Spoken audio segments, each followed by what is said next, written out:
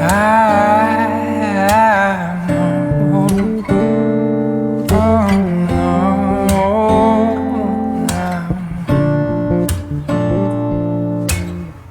left to rise, buzz like crazy.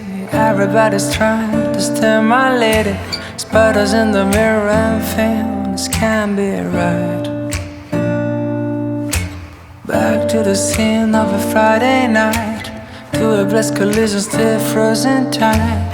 Spear drinkers, Cupid and the sound of her first chime. And why did you argue? We're dreaming of those eyes, the best part of my life. And when we make love, babe, good morning. Hello. Day 3, right? Day 3 of the Paranormal Romance Readathon is today. Thank you. And I finished some more books. No, you can't have had this yet. He thinks I'm talking to him when I talk to you guys. Like, weird, right? Okay, so let's do a tea tasting first, and then we will talk about the books. So this tea was suggested by Amberly on my Instagram. She's one of my Instagram followers, and she said, you cannot steal this. He just stole this off my lap. You can't steal it. You can't have it yet. She suggested Sugar Cookie Sleigh Ride tea, which I have and I love, but I decided to mix it with a different tea just to kind of do something different. So I mixed it with a strawberry pomegranate tea that I have, and I'm hoping that it tastes like a strawberry cookie. So I don't know, let's see. It's in my favorite mug.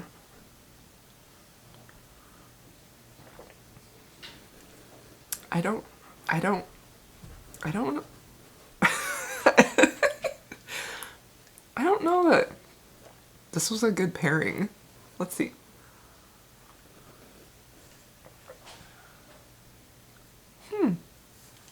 Interesting. Yeah, it's not bad.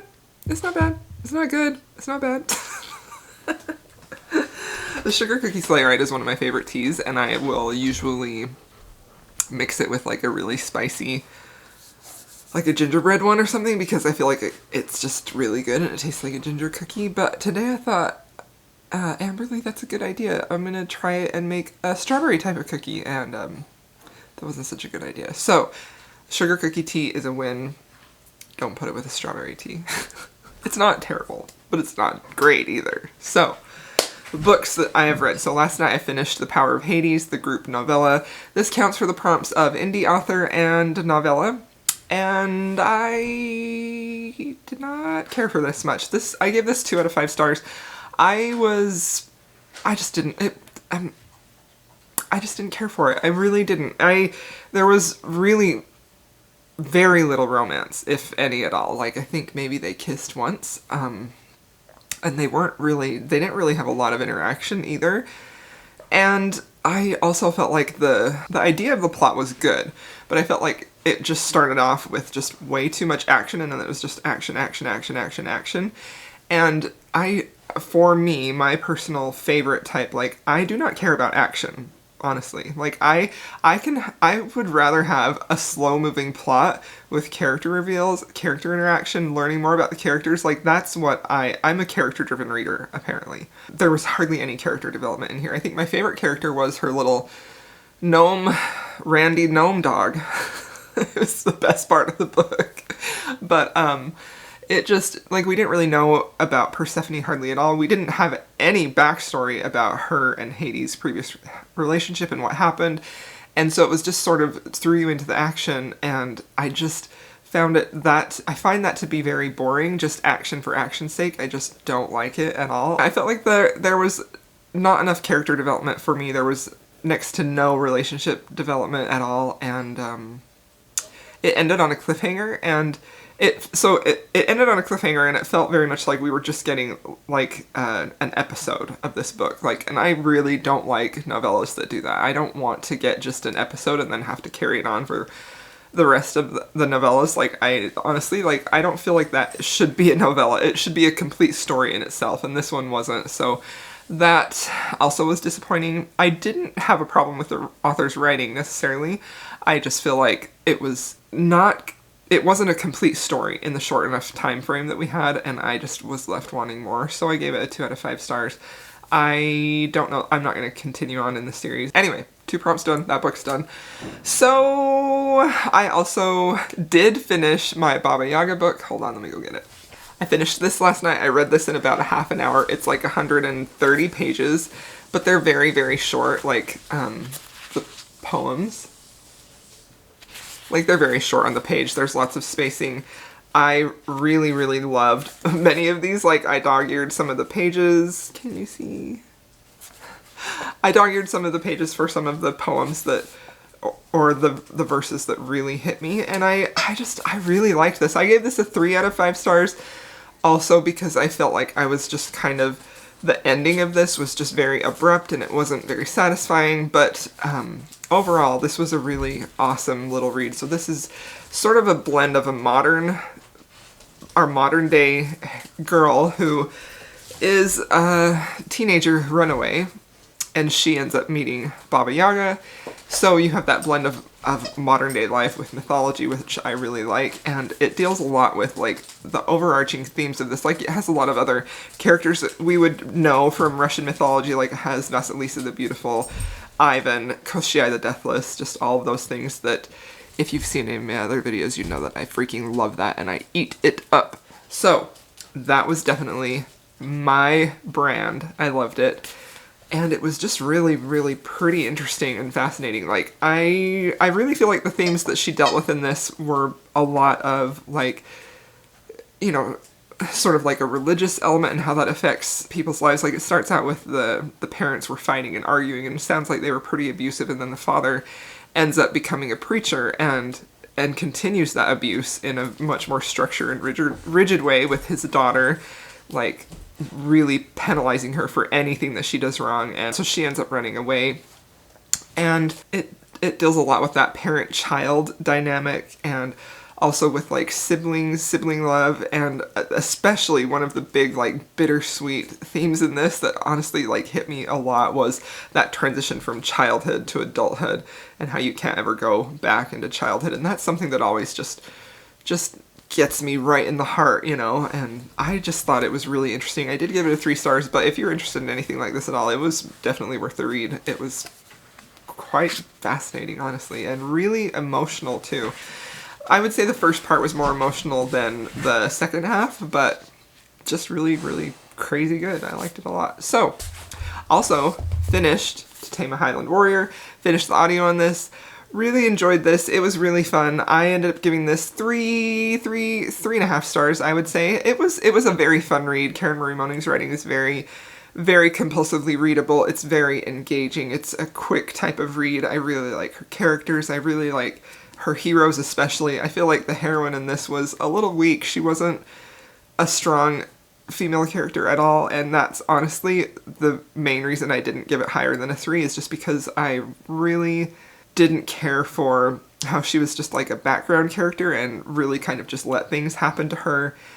And I just am over that, you know, like I really want a strong female character. I don't really want to read about female characters who just kind of let the men in their lives decide everything for them, you know, like I'm over that. I'm not into it. So that's what I've read. 3 things. Those 2 that I just kind of talked about weren't really for the... I mean, they had paranormal elements, but definitely Baba Yaga isn't a romance, and I think this would probably count for paranormal romance. I would recommend this. I thought it was really fun. I really liked it.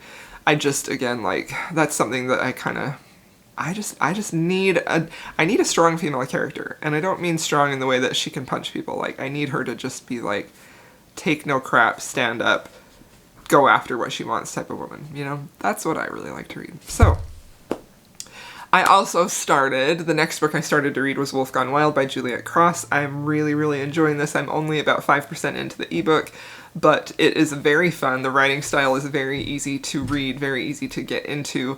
I love that it's set in New Orleans. So Wolf Gone Wild is basically about a it's in modern day, so paranormal romance. It has a werewolf who is trying to get help from a witch to break a curse that's on him because he can't shift into his wolf, and it's causing him a lot of problems that he can't shift into his werewolf form. But the witch is sort of like the number one rule in her witch coven is that she cannot help werewolves or be around werewolves, so there's that whole dynamic. It's very fun. It's set in New Orleans. It's really, really fun. It has a lot of Halloween vibes, and I kind of wish that I had started with that first, because it was, well, actually, Dark Needs It, Night's Edge had a lot of Halloween vibes too. It had a very gothic feel. So yeah, that's what I am reading today. I don't know what else I plan to pick up, but it's Sunday, so it's going to be a quiet day at home, just chilling out and relaxing. But yeah, I will check in with you guys later. Well, I had a change in plans. Not really, because it was on my TBR, but I was reading Wolf Gone Wild, and I'm still going to keep reading that because I'm really enjoying it, but I was just a few chapters into it. I think it was only like 5 or 7%. And I was talking to my friend Jen from the Book Refuge, and we have a buddy read for a historical romance, Her Night with the Duke. She's already finished, so I had that sitting there, and then I also had my Kindle with Wolf Gone Wild, and then I also had this Wolf Song sitting there. And so I just thought, like, I kept thinking, like, I'm going to just try a chapter of Wolf Song. I'm going to just see if I can get into it, you know, because I've kind of worried that all of the hype I would kind of not love it, because generally when a book is super hyped, I don't love it. So I sat down and I thought, I'm going to read this book. I'm going to read a chapter. I'm going to see if I can get into it. And 2 hours later, and I'm 170 pages in, and I can't put it down because I freaking love it so much. Oh my gosh, this book is so good. Oh, this book. So if you don't know what this is about, this book is about a pack of werewolves and Ox. It follows Ox, who we start out in the book, and he's 12 years old. His father just left him and his mother, and his father was very, like, emotionally abusive with him, and when he leaves, he basically tells Ox that people are gonna be terrible and rude to him his whole life, and that he's not worth anything. And so throughout his whole life, he has a lot of, like, self-esteem issues, and he doesn't have any friends, and he doesn't feel like he belongs anywhere. And even as he ages, grows up to be, even at 18, like, his father has put this idea in his head that if you cry, you're not a man. And so every time that he starts to feel emotion and feel tears, he tells himself, I must not be a man because I'm still gonna cry. And that hits me so hard. Like, I honestly, from the first page of this, I just knew I was going to love this book. Like, my heart is, like, swelling up in my chest as I'm talking about this, because this book is so beautiful and so heartbreaking at the same time as we watch Ox go and try and find family through a job that his dad worked at, and he tries to take on that job even though he's not even 16. He finds some found family aspect there with the men who he works with and the shop owner. It's like a car garage, and then we find he meets this family who moves in next door that's at the end of this dirt road. And he meets this boy who, at the time when they move in, I think he's a little bit older. I think he's maybe 15 or 16. And he meets this boy who is about 10. Maybe Ox is 14. Anyway, the boy is younger. And they instantly have this connection and they become best friends. So he then becomes part of this family, of this boy, Joe's family. And the whole found family aspect of this book is so powerful and so lovely and just so emotional, and it just makes me feel so many things. Like, it really speaks to the fact of you can have family that's more than just blood, you know? And I feel like I definitely can relate to that because I don't have a lot of blood family and I specifically don't have a lot of blood family that I'm close to. And I love the message in here that you can find family anywhere as long as people would love and accept you, and I just think it's just beautiful. This is an LGBTQ book, so it's dealing also with Ox kind of discovering that and trying to come to peace with that part of himself, and hoping that these people that he has grown to love as family, that they won't reject him when he comes out to them. it's just so beautiful and lovely. And I feel like I'm right at the part where something really sad might be happening. And I don't want it to, because these are my precious babies and they need to be happy. Honestly, this book is so beautiful, and it's just, I don't even know what to say about it. TJ Klune is an amazing writer.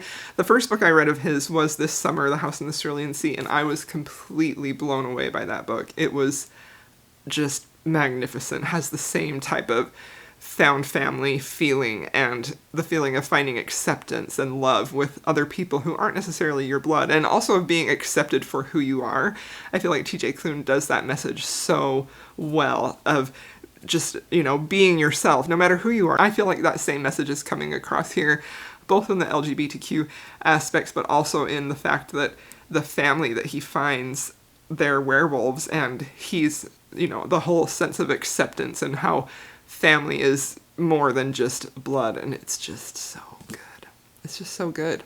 So I only want to read this. Honestly, this is all I want to read. I'm going to read this for the rest of the day. I don't think I'll finish it because it is quite thick. I think it's almost 700 pages. It's 687 pages, so that is quite a lot.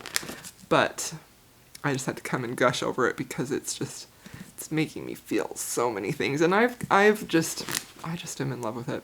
This is a wonderful book. It's so good, you guys. So this will cross off the prompt for Shifter and LGBTQ, and it's just wonderful. So I'm gonna go keep reading, and I don't know what kind of B-roll I'm gonna have today, because honestly all I want to do is read. I'll try and get some other clips in here too, but I'll check in with you a little bit later.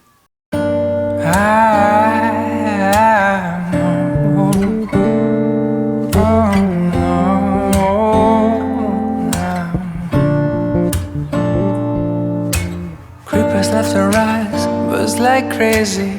Everybody's trying to stimulate it. Spiders in the mirror and things can't be right. Back to the scene of a Friday night, to a blessed collision, still frozen time. Spear drinkers, Cupid, and the sound of her first chime. And why did you argue? We're dreaming of those eyes, the best part of my life. And when we make love, babe. So, do you guys remember in the last clip when I said that I felt like there was something sad was gonna happen, and then I read more, and then it just happened, and it wasn't what I thought, but it's really, I still love this book, but I hurt. This book is wonderful, and I love it, and I'm obsessed with it. And I had to draw a wolf today, and I'm gonna go read this until I fall asleep. I'm gonna just read it all night because I have to work tomorrow, and I just want to know what happens. I love it so much. Have you ever just read a book and you just like feel it in your soul? Like, that's how I feel about this book. This is perfect. So here's the end of day 3. I'm gonna keep reading. I'll update you in tomorrow's vlog. Thanks for watching.